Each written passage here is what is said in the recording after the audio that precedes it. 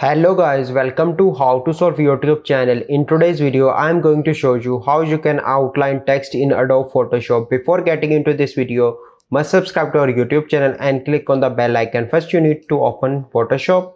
Then you need to click on horizontal type tool. And then you need to add text here. Like I'm going to add text here. How to solve. It is not showing because it is okay. Now it will be going to show you. Okay, so now I want to add stroke or outline to this text.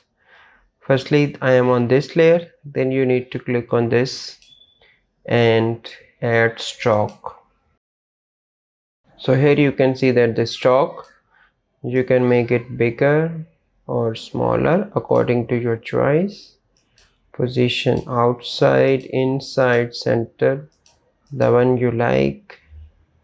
And you can also change the color of this stroke from different colors like this color, like red color, or any color that you like.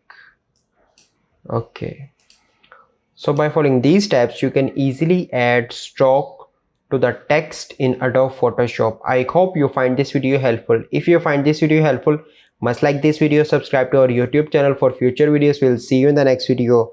Thank you.